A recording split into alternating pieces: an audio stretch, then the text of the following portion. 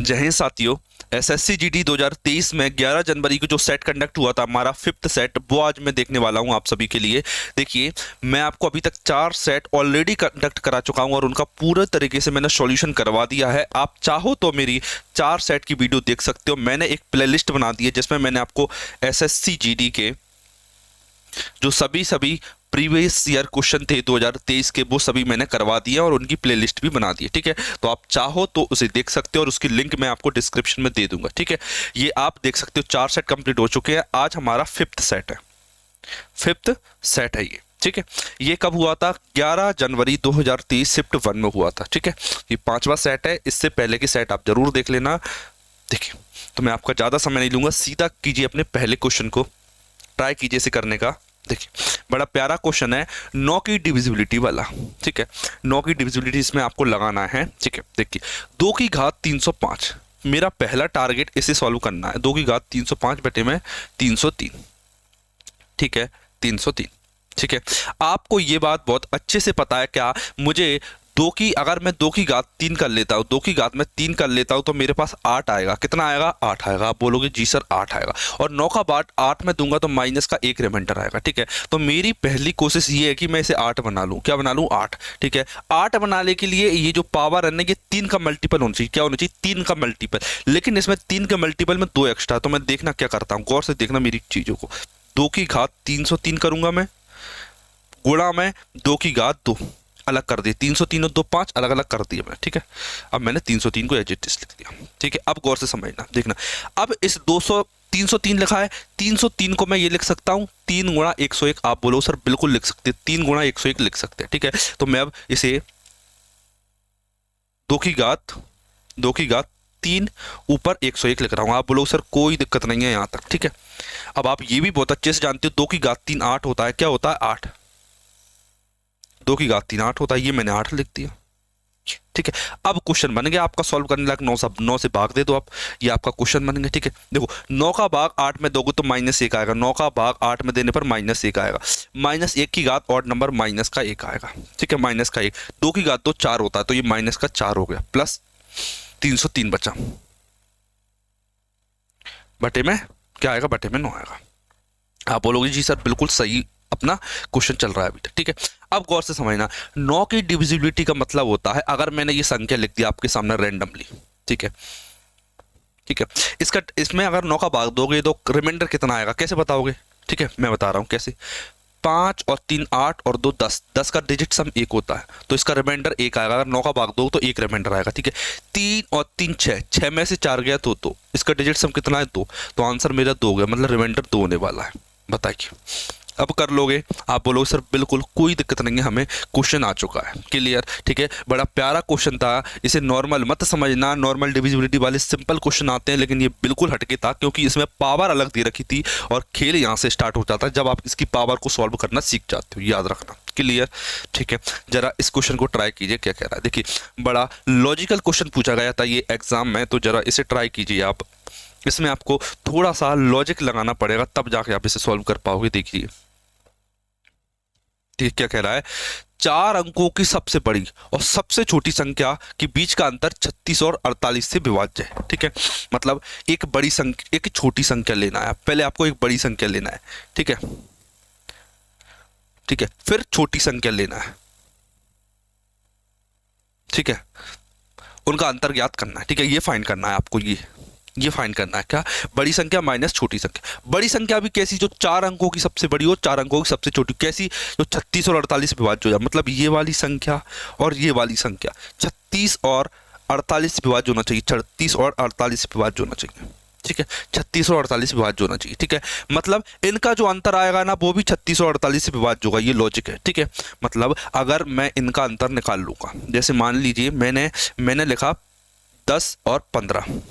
ठीक है, आप जानते हो कि 15 में 5 का भाग जाता है। आप ये भी जानते हो कि 5 का भाग 10 में जाता है। ठीक है, अगर मैं इनका अंतर ले लूं, 15 में से 10 गया तो 5 आएगा। तो इस 5 का भाग इस 5 में भी जाएगा, इस 5 का भाग इसमें भी जाएगा। मतलब कि अगर इसमें भाग जा रहा है, इसमें भी भाग जा रहा है, तो इनका जो आंसर निकल के आएगा ना, उसमें भी इन तीनों का भाग जाएगा। ठीक है, अब समझना गौर से, 48 में 4 छुपा है, 48 में 4 छुपा है, क्या छुपा है? 4। ठीक है, तो 4 की डिविजिबिलिटी ये कहती है कि आखिरी के 2 अंक 4 से विभाजित होना चाहिए। सर ये नहीं हो रहा, 4 दूनी 8, और ये हो सकता है 4 दूनी 8, एक ये नहीं हो सकता, 4 सट्टा ये हो सकता है। ठीक है, ये 2 ऑप्शन में मैं अभी भी फंस गया। क्या फंस गया? इन दोनों में अभी मैं फंस गया।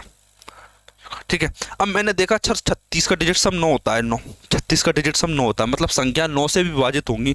8 और 8 16, 16 मतलब 7, 16 मतलब 7, 1 8 और 8 16, एक सेकेंड रुकना, 8 और 8 16 हो गया, 16 और 2 18, 9 आ गया। एक सेकेंड रुकना, ये 8 से विभाजित है, 4 12, ये दोनों आंसर 8 और 8 16, 16 मतलब 7 और दोनों, इसका डिजिट सम भी 9 है, 8 2 8, 8 2 8। ये वाला आंसर और ये वाला आंसर दोनों कंफ्यूजिंग आंसर है। एक सेकेंड रुकना, इसमें और क्या छुपा है? 9 चौक 36, 36 है, इसमें 48 है, 12 चौक 48। इन दोनों में से एक आंसर होने वाला है 8892 और 8928 में से। एक सेकेंड रुकना, इसमें क्या देखने वाले हैं? 48, 4 दूनी 8, 4 3 12, 8 एकम 8, 4 दूनी 8, 1। इसका ऑप्शन से तो सॉल्व नहीं हो रहा ये वाला क्वेश्चन। 48 और 12, 48 होता है, 12 चौक 48, या फिर 16 3 48। ठीक है, मैं 16 का भाग देके देख लेता हूँ, इसमें 16 का भाग देके देख लेता हूँ। ठीक है, 16 पंजे 80, 8 बचा, 16 पंजे 80, 92 में भाग नहीं जा रहा, 16 पंजे 80 9 आया, 92, 16 पंजे 80 12, 16 8 128, ये आंसर हो गया। ठीक है, मैंने क्या किया, पहले मैंने 4 की डिविजिबिलिटी चेक करी, फिर मैंने 9 की डिविजिबिलिटी चेक की, फिर मैंने 12 की डिविजिबिलिटी चेक की। ठीक है, तो 12 से ये आंसर निकल के आ रहा है किसी 16 से डिविजिबिलिटी से। ठीक है, तो आप 16 का भाग देकर देख लेना। ठीक है, क्योंकि आप भी जानते हो कि 48 में 16 3 48 होता है। ठीक है, तो 16 का भाग पूर्णतः जाना चाहिए। मैंने गलती ये की, मैंने क्या 4 का भाग देख लिया, लेकिन 4 में ये भी अटक गया, ये भी अटक गया। फिर मैंने 9 की डिविजिबिलिटी चेक की, इसमें भी 9 का भाग जा रहा है, इसमें भी 9 का भाग जा रहा था। फिर मैंने 8 की डिविजिबिलिटी चेक की, 8 का इसमें भी जा रहा है, 8 का इसमें भी जा रहा है, लेकिन 16 एक अलग नंबर बनेंगे जो इस वक्त केवल इसमें भाग दे पा रहा, इसमें नहीं दे पा रहा, तो इसीलिए ऑप्शन मैंने हटा दी। क्लियर? बेसिक से मत करना, इसे लंबा जाएगा। ठीक है, केवल कॉन्सेप्ट की देर है। मैंने अगर यहाँ पर स्टार्टिंग में ही सोच लिया होता कि इसमें 16 का भाग दूँ तो मेरा आंसर 1 सेकेंड में निकल के आ जाता। इसे कीजिए,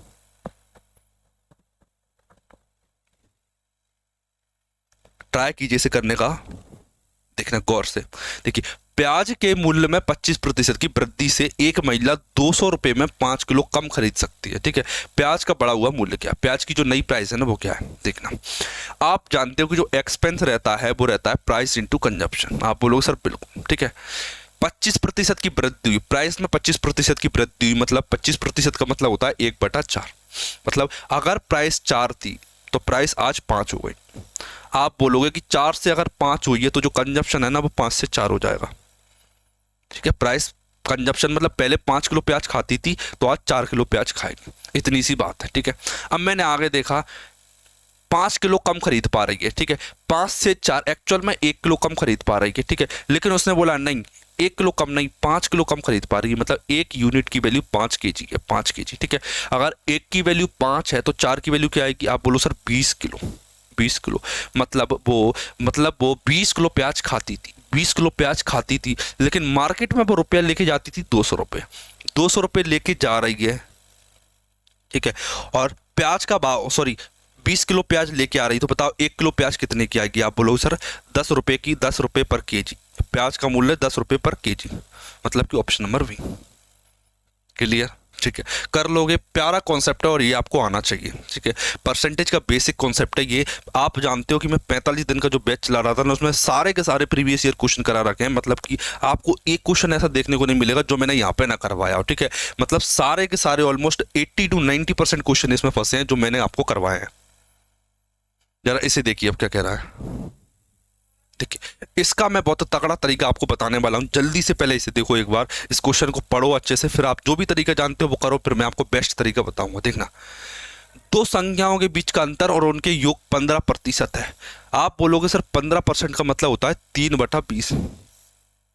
3/20 कितना होता है? 3/20। ठीक है, अब आपको छोटी संख्या और बड़ी संख्या का अनुपात चाहिए। छोटी संख्या और बड़ी संख्या का अनुपात, मैंने बोला कि 20 में से 3 घटा दो तो 17 आ जाएगा, 20 में 3 जोड़ दो तो 23 आ जाएगा, मतलब 17/23, ऑप्शन नंबर डी। बताओ, इससे ज्यादा समय आप लोगोगे क्या? आप बोलोगे सर बिल्कुल नहीं लेंगे, प्यारा सा कॉन्सेप्ट है, एक बार कहीं पर जरूर लिख लेना इसे। क्लियर? ठीक है, आगे ले चलते हैं अब आपको। ये वाला देखिए,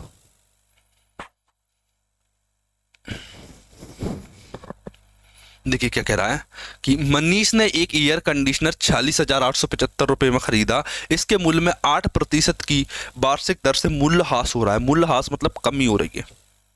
ठीक है, 3 वर्षों बाद एयर कंडीशनर की कीमत क्या होगी? ठीक है, 8% का मतलब क्या होता है? आप बोलो सर 2/25, 2/25। ठीक है, मतलब अगर पहले प्राइस 46,875 थी तो अब प्राइस 25 में से 2 गया तो कितना आएगी? 23। पहले साल में 23/25, उसके अगले साल में 23/25, उसके भी अगले साल में 23/25। आप बोलोगे ये आंसर हो गया 23/25। ठीक है, ये मेरा निकल गया क्या? ये मेरा आ गया कि उसकी कीमत क्या है। अब इसे आप सॉल्व करके बताइए, कौन कौन बताएगा इसे सॉल्व करके? बताओ, देखना नीचे 5 है, 5 एकम 5, 5 सॉरी 55 25 पंजा 5, 125, मतलब एंड में 5 आएगा। आप बोलोगे जी सर एंड में 5 आएगा। ठीक है, अब मैं यूनिट डिजिट देख रहा हूँ, क्या देख रहा हूँ मैं? याद रखना, यूनिट डिजिट, आखिरी अंक। ठीक है, 55 25 पंजा 125, एंड में 5 आया। 5 का 5 में भाग दोगे सर 1 आएगा। ठीक है, 1 का गुणा 3 में करोगे 3 आएगा, 3 का गुणा 3 में करोगे 9 आएगा, 3 3 9, और 9 का 3 में करो 9 3 27, एंड में 7 नहीं आया। एक सेकेंड, क्या गलती हुई इसमें? एक गलती हो गई, एक सेकेंड रुकना, छोटी सी गलती करती, एक सेकेंड रुकना, छोटी सी गलती हो गई। क्या? क्योंकि 5 के पहाड़े का यूनिट डिजिट चेक नहीं कर सकते। क्यों नहीं कर सकते? देखना, 5 एकम 5, 5 3 15, 55 25, 5 7 35, 5 7 35, 5 9 45। ठीक है, एंड में सबके 5 ही 5 आ रहा है, ये गलती कर दी मैंने। ठीक है, 5 का यूनिट डिजिट मैं देख नहीं सकता, 5 के पहाड़े का यूनिट डिजिट नहीं देख सकता मैं। ठीक है, तो मैं आगे कॉन्सेप्ट बढ़ा दूंगा। क्या?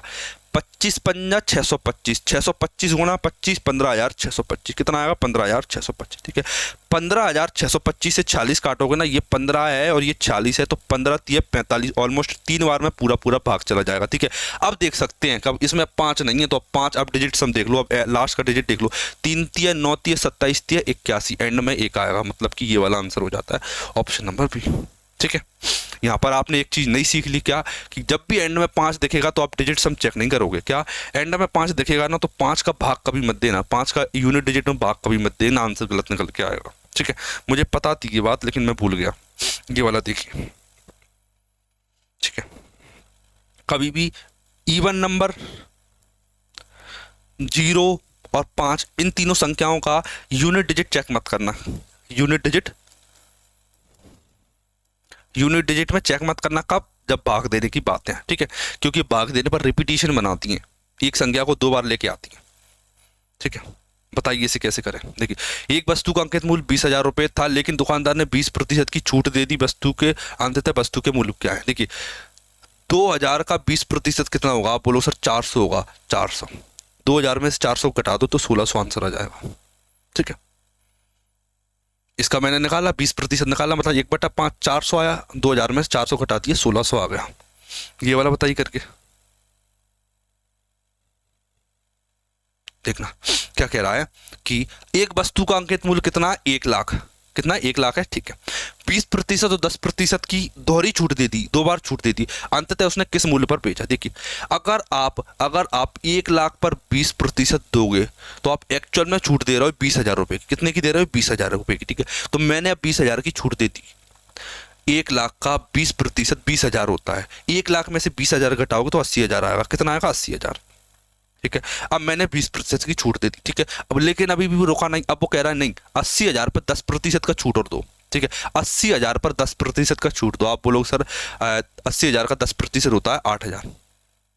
8,000 का एक और डिस्काउंट मिलेगा। 80,000 में से 8,000 जाएंगे तो कितने की वस्तु हो जाएगी? आप बोलो सर 72,000 रुपये की हो जाएगी वस्तु, 72,000 की। मतलब कि ऑप्शन नंबर ए मेरा सही आंसर हो जाएगा। बताइए, कर लोगे? ठीक है, केवल परसेंटेज निकालना है। 1 लाख का 20% कितना आएगा? 20,000 रुपये। 1 लाख में से 20,000 80,000, 80,000 का 10% निकाला 8,000 आएगा। 80,000 में से 8,000 गया, 72,000 आ गया। ठीक है, उम्मीद करूंगा कि आपको चीज़ें समझ में आ रही हों। आगे ले चलते हैं अब आपको थोड़ा सा, इस वाले क्वेश्चन को देखिए।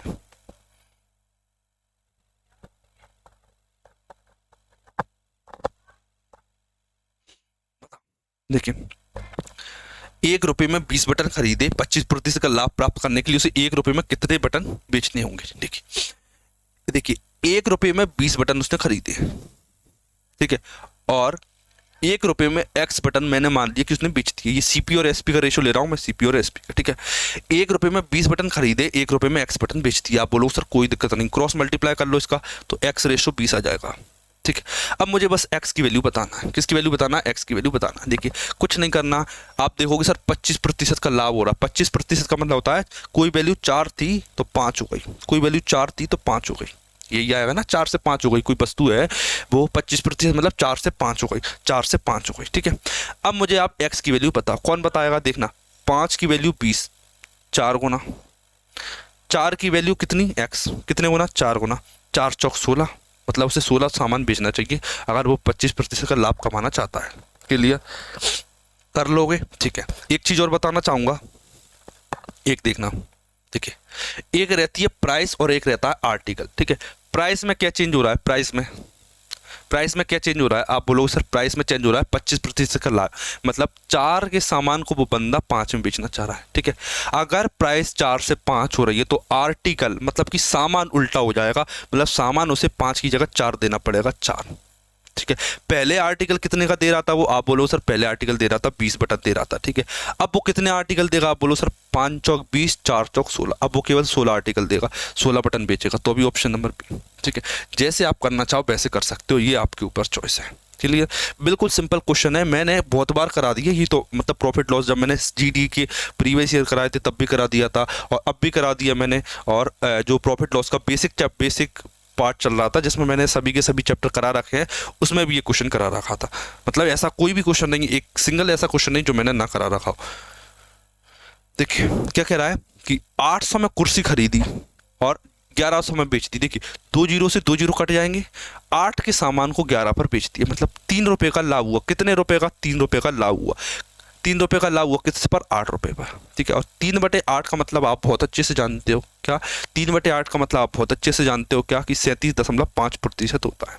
37.5% मतलब कि ऑप्शन नंबर बी मेरा आंसर हो जाता है। बताओ, 800 में खरीदा, 1100 में बेच दिया। ठीक है, आगे ले चलते हैं अब आपको थोड़ा सा, इसे करके दिखाइए। देखिए 800 रुपये 926.10 हो जाते हैं 10% से, जब ब्याज अर्ध बार से हाफ ईयरली कंपाउंड हो रहा है। ठीक है, हाफ ईयरली कोई दिक्कत नहीं है, हाफ ईयरली हो रहा है तो ठीक है। सबसे पहले तो आप 10 को पहले तो 5% कन्वर्ट कर दीजिए, 5% पर कितना हो जाएगा? ये 5%। हाफ ईयरली है ना, इसीलिए रेट को आधा कर दिए। देखना 800 रुपये थे, कितने हो गए? 800 रुपये थे, कितने हो गए? 926 में। ये जीरो नहीं हटा, जीरो हटा दी मैंने। ठीक है, एंड में जीरो का कोई मतलब नहीं रहा, दशमलव हटाओगे तो ये जीरो आ जाएगा। सर ये 8,000 है, ये 9,261 है, प्रिंसिपल और अमाउंट का रेशो ले रहा हूँ मैं। ठीक है, 8,000 से 9,261 मतलब ये 20/21 है। ये क्या? 20/21 मतलब कितनी बार साइकिल चली है? आप बोलो सर 3 बार। 6 महीने की साइकिल 3 बार चली है। क्या कंपाउंडिंग कितनी बार हुई है? सर 3 बार हुई है। ठीक है, 6 महीने की साइकिल 3 बार चली है, 3 बार। आप बोलो सर 6 महीने को 3 बार काउंट करोगे तो 1.5 साल हो जाता है, 1.5 साल, 1.5 साल। Option number C. ठीक है, इतना सिंपल क्वेश्चन था, बस इतना ही समय आपको लेना था। एग्जाम में बिल्कुल सेकंड में आंसर निकल के आना चाहिए आपको, बिल्कुल मतलब बिल्कुल टाइम नहीं लेना है आपको याद रखने की वाली बात। ठीक है, देखिए क्या कह रहा है, किसी अनुपात में प्रथम और चतुर्थ पद का गुणनफल 70 है और द्वितीय और तृतीय पद का गुणनफल 3.5 है, तो एक्स का मान ज्ञात कीजिए। देखना आप जानते हो कि रेशो की जो बात चलती है ना, रेशो की बात, first ratio second proportional third ratio 4। ठीक है, आपको ये वाली बहुत अच्छे से पता है क्या, बगल वालों का मल्टीपल और बाद वालों का मल्टीपल इक्वल होता है। ठीक है, तो द्वितीय और तृतीय का गुणनफल है 3.5x, प्रथम और चतुर्थ का गुणनफल है 70, तो x का मान कितना है? आप बोलो सर दशमलव काटोगे तो 0 हो जाएगा, 35 दूनी 70, एक जीरो एज इट इज, तो x की वैल्यू कितनी आ गई 20। x की वैल्यू आपके सामने 20 निकल के आ जाती है, मतलब कि ऑप्शन नंबर बी मेरा सही आंसर हो जाएगा। अगला देखिए, ये वाला ट्राई कीजिए। देखिए a+b 25, a- b 7, a और b का मध्य अनुपात। ठीक है, a और b का मध्य अनुपात, मध्य अनुपात का मतलब होता है अंडर रूट में a इंटू b। ये चीजें आपसे पूछी। ठीक है सर, a की वैल्यू कैसे आएगी, a की वैल्यू बताइए। मैं बोलूंगा आपसे, ठीक है, जब भी आपको ये वाला फॉर्मेट देखे a+b और a-b, ठीक है, a के लिए कुछ मत करना, 25 और 7 32 दोनों को जोड़ना और आधा कर देना 16। ठीक है, 25 और 7 32, 32 का आधा 16। ठीक है, b की वैल्यू क्या आएगी सर, 25 में से 27 घटा देना, कितना आएगा 18, 18 का आधा होता है 9, तो a की वैल्यू 16, b की वैल्यू 9, 16 गुणा में 9, आंसर आ जाएगा मेरा 12, आंसर आ जाएगा 12, मतलब ऑप्शन नंबर ए। ठीक है, 16 नंबर 144 का अंडर रूट 12, यहां तक आ गया। ठीक है, बिल्कुल बेसिक क्वेश्चन था ये, रेशो वाले चैप्टर का था। ये वाला ट्राई कीजिए एक बार। देखिए क्या कह रहा है, 90 महिला हैं और 60 पुरुष हैं, यदि महिला सदस्यों का औसत 35 वर्ष है और किसका, पुरुष का 45 वर्ष है, तो पूरे क्लब का औसत आयु बताइए। देखिए मैं ले लेता हूं women ratio man, women ratio man. ठीक है, वुमेन का मेन से रेशो बताइए। आप बोलो सर 0 से 0 कटा, 3 तिया 3 दूनी 6, 3 रेशो 2 हो गया, कितना हो गया 3 रेशो 2। ठीक है, वुमेन का एवरेज कितना है, महिलाओं का एवरेज है 35 साल, 35 साल। मैन का एवरेज कितना है, आप बोलो सर 45। अब बताइए इस ग्रुप का पूरे का क्या होगा, अब आप करके दिखाइए इसे, ट्राई कीजिए एक बार करने का इसे, फिर मैं आपको दिखाता हूँ। देखना देखना देखना, ये 35 है, मैंने मान लिया, ठीक है ये 35 है, कोई दिक्कत नहीं है। ये भी कास 35 होता, ये कास 35 होता तो मैं इसे ऐसा भी तो लिख सकता हूँ, क्या ऐसा लिख सकता हूँ ना मैं, कि 35 प्लस का 10। आप बोलो सर कोई दिक्कत नहीं है, यहाँ भी 35 यहाँ भी 35, तो मैंने इसे तो हटा लिया, इसे मैंने यहाँ पर ले लिया। ठीक है, ये 10 एक्स्ट्रा आ रहा है, कितने पर, 2 पर, 10 दूनी 20, 20 एक्स्ट्रा है, कितने लोगों पर बटेगा ये 20 एक्स्ट्रा, आप बोलो सर 3 और 2 5, 5 लोगों पर बांट दो, 5 चौक 20, 35 और 4 39, 35 और 4 39, मतलब एवरेज उनका 39 आ जाता है। ऑप्शन नंबर ए मेरा सही आंसर हो जाएगा। बताइए आ गया समझ में, उम्मीद करूंगा कि अब आप इसे कर लोगे, कोई गलती नहीं करोगे आप। जरा इस क्वेश्चन को ट्राई कीजिए आप, कैसे आएगा देखिए।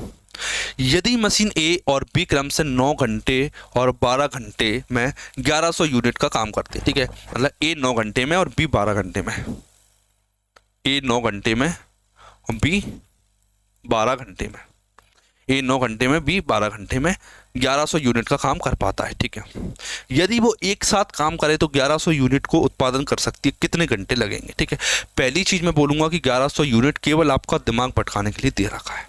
ठीक, अगर वो 1100 यूनिट की जगह ये भी बोलता ना कि एक काम को करते हैं, तो भी कोई दिक्कत नहीं होती, क्योंकि सेम काम यहाँ करवा रहा है, सेम काम यहाँ करवा, कोई दिक्कत वाली बात नहीं। ठीक है, ए और बी इनका एलसीएम क्या हो जाएगा, आप बोलो सर 36 हो जाएगा, 9 चौक 36, 12 3 36, ए की एफिशिएंसी 4, बी की एफिशिएंसी 7, 3 4 और 3 7, 36 में 7 का भाग दे दो, पता चल जाएगा कितने घंटे में कर रहा है, मतलब कि ऑप्शन नंबर ए सही हो जाता है मेरा। अब कर लोगे, आप बोलोगे सर बिल्कुल कर लेंगे, कोई दिक्कत नहीं यहाँ से आता। ये वाला ट्राई कीजिए।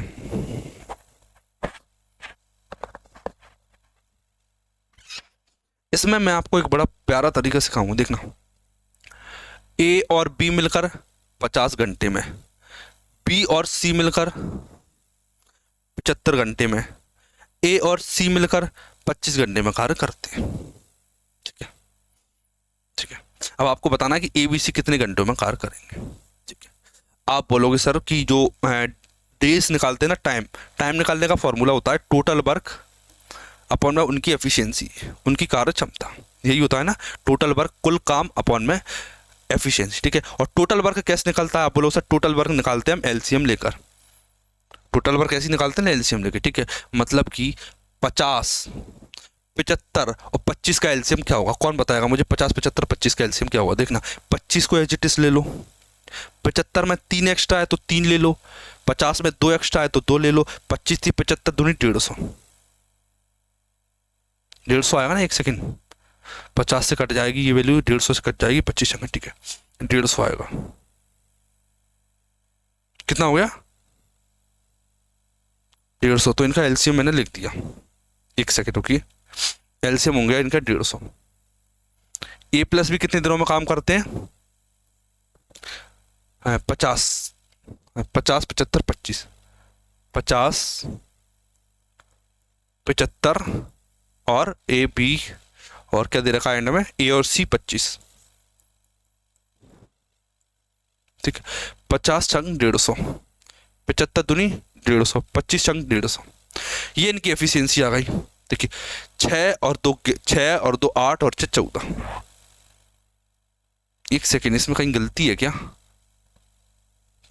ए और बी 50 घंटे, बी और सी 75 घंटे, ए और सी 25, 50, 75, 25, 50, 75, 25, 5 दिए 15,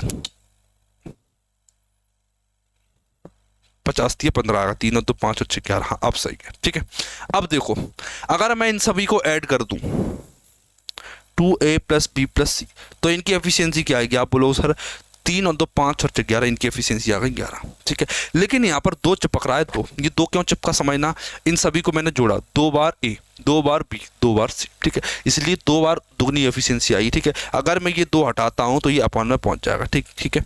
मतलब इनकी एफिशिएंसी 11/2 है, इनकी एफिशिएंसी 11/2 है, ठीक है। अब आपको कुछ नहीं करना, 150 में 11/2 का भाग देना है, ठीक है। आप बोलोगे सर ये 2 तो ऊपर पहुंच जाएगा, मतलब 300/11 आंसर आएगा, 300/11 ऑप्शन नंबर ए, ठीक है।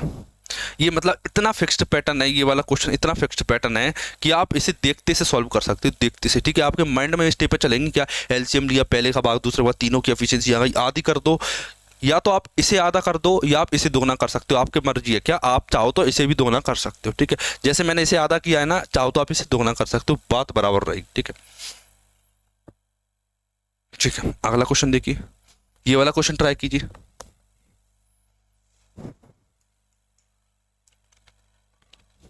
ठीक है, ये वाला क्वेश्चन ट्राई कीजिए।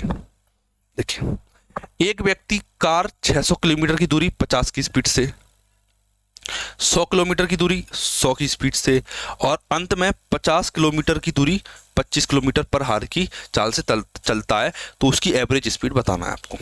बताओ, देखना, मैं जा रहा हूं कहीं पर, ठीक है। पहले मैं गया 600 किलोमीटर, मेरी स्पीड क्या रही? आप बोलोगे सर स्पीड थी 50 की, 50 की स्पीड से जा रहा था मैं,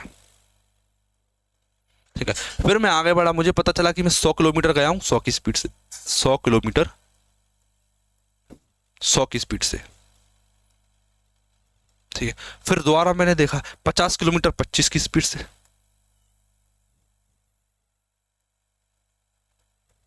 बताओ। देखिए, अब मैं आपको स्पीड निकालना सिखा रहा हूं, गौर से देखना। एवरेज स्पीड, एवरेज स्पीड का फॉर्मूला था टोटल डिस्टेंस अपॉन में टोटल टाइम। 600 और 700 750, टोटल डिस्टेंस में गया 750, मुझे समय कितना लगा? देखना, 50 की स्पीड से 600 किलोमीटर जाऊंगा तो 12 घंटे लगेंगे, 100 की स्पीड से 100 जाऊंगा तो 1 घंटा लगेगा, 25 की से 50 जाऊंगा तो 2 घंटे लगेंगे, 12 और 1 13 और 2 15, ठीक है। ये 15 घंटे मुझे लगे। 15 का भाग 750 में 2, 15 पंजे 75, मतलब 50 किलोमीटर पर घंटा, 50 किलोमीटर पर घंटा मेरी एवरेज स्पीड रही थी उस टाइम। ऑप्शन नंबर ए मेरा सही आंसर हो जाएगा। बताइए, उम्मीद करूंगा कि आपको ये क्वेश्चन समझ में आया होगा। अब अगला करके दिखाइए, ठीक है। लगातार 3 से 4 क्वेश्चन पूछे गए थे एवरेज स्पीड के। आप बताइए कि कितना इंपॉर्टेंट चैप्टर हो चुका है अब ये एवरेज स्पीड वाला, ठीक है। अलग से करा रखा है मैंने एवरेज स्पीड। देखना, रॉबिन किसी दूरी का 1/4 भाग 20 की स्पीड से, अगला 1/4 भाग 10 की स्पीड से और शेष भाग जो बचा ना 80 की स्पीड से जाता है, ठीक है। मैं मान लेता हूं कि मैं कुल 4 किलोमीटर की दूरी जा रहा था, ठीक है। इसका 1/4 करो, 1 आएगा, इसका 1/4 किया 1 आया, फिर से इसका 1/4 किया, आप बोलो सर इसका 1/4 करेंगे तो 1 ही आएगा, ठीक है, एक आया ना, ठीक है, क्योंकि इसने बोला पहले 1/4, 1/4 कर लिया, फिर दोबारा 1/4, फिर दोबारा कर लिया। अब शेष कितना बचा? आप बोलो सर 1 और 1 2 और 2 4, ठीक है, मतलब 1 डिस्टेंस, 2 डिस्टेंस और 2 4 डिस्टेंस। अभी तो आप इतना बताइए कि इतना समझ में आया कि नहीं आया। ये एक्चुअल में दूरी है, दूरियों का अनुपात है ये। क्या है? दूरियों का अनुपात, ठीक है। अब देखना, पहले गया 20 से, फिर गया 10 से, पहले गया 20 से, फिर गया 10 से और 80 से, मतलब पहले जो इसकी स्पीड थी वो 20 किलोमीटर पर घंटा थी, फिर 10 किलोमीटर पर घंटा थी, बाद में स्पीड 80 किलोमीटर पर घंटा थी। एवरेज स्पीड सर आपको पता है, एवरेज स्पीड क्या होती है? कुल दूरी बटे में कुल समय। कुल दूरी कितनी है? देखना सर, यहाँ पर 80 है, यहाँ पर 10 है और यहाँ पर 20 है। मैं आपसे बोलूँगा क्या, इनको ऐसा बना लो कि 80 10 और 20 से विभाजित हो जाए। 80 20 और 10 का एलसीएम क्या होता है? आप बोलो सर इनका एलसीएम होता है 40, मतलब 80 होता है एक्चुअल में 40, ठीक है। मैं 40 का गुणा सब जगह कर लेता हूँ, यहाँ पर 40 का गुणा, यहाँ पर 40 का गुणा और यहाँ पर 40 का गुणा, ठीक है। 40 किलोमीटर, 40 किलोमीटर और 80 किलोमीटर, कोई दिक्कत? आप बोलो सर कोई दिक्कत नहीं है। देखना, 20 की स्पीड से 40 किलोमीटर जाओगे तो 2 घंटा लगेंगे, 10 की स्पीड से 40 किलोमीटर जाओगे 2 घंटे लगेंगे, 80 की स्पीड से 80 किलोमीटर जाओगे तो 1 घंटा लगेगा, ठीक है। कुल दूरी कितनी थी? 40 और 40 और 80, 80 और 80 160। समय कितना लगा? 4 और 2 6 और 1 60, 160 बटे में 7, 160 बटे में 7, 7 दूनी 14, 2 बचा, 7 3 21, अप्रोक्स में 23 के लगभग आंसर आएगा, 23 के लगभग। बताइए समझ में आया आपको? ठीक है, अगला क्वेश्चन देखिए। 17 क्वेश्चन हो चुके हैं जिसमें अभी तक मैंने आपको 2 एवरेज स्पीड वाले क्वेश्चन कराए। बहुत इंपॉर्टेंट क्वेश्चन है, याद रखना, ठीक है। आगे चलते हैं अगले क्वेश्चन की तरफ। देखना, ये वाला क्वेश्चन देखिए। एक व्यक्ति पहले दिन 6 घंटे में 240 किलोमीटर, दूसरे दिन 8 घंटे से 360 किलोमीटर और तीसरे दिन 6 घंटे में 400 किलोमीटर की दूरी तय करता है। 3 दिनों में उसके द्वारा चली गई औसत दूरी। देखिए, इसने ऑलमोस्ट हर टाइप का एवरेज स्पीड का क्वेश्चन पूछा है केवल एक सिंगल शिफ्ट में। तो सोचिए, मतलब आपको हर एक चैप्टर बड़े शानदार तरीके से आना चाहिए, याद रखना, ठीक है। मैंने सब कुछ टिक कर दिया। एवरेज स्पीड का मतलब होता है कुल दूरी बटे में कुल समय, कुल दूरी बटे में कुल समय। 240 360 कितना हो गया? 600, 600 और 450 कितना हो गया? 1050, 1050 किलोमीटर गया। 6 और 8 14 और 26 घंटे में, 20 घंटे में। दूरी बटे में समय, सर 0 से 0 कट जाएगा, 2 से काटूंगा, 2 पंजा 10 दशमलव में 2.5, मतलब 52.5 उसकी स्पीड थी, एवरेज स्पीड 52.5 किलोमीटर पर घंटा, 5 किलोमीटर पर घंटा उसकी स्पीड थी। क्लियर? एक सेकंड, अच्छा, हाँ एक ही बात है। उसने बोला कि उसके द्वारा तय की गई प्रति घंटे की औसत दूरी, प्रति घंटे की औसत दूरी आ गया, ठीक है। अगला देखिए, ये वाला ट्राई कीजिए।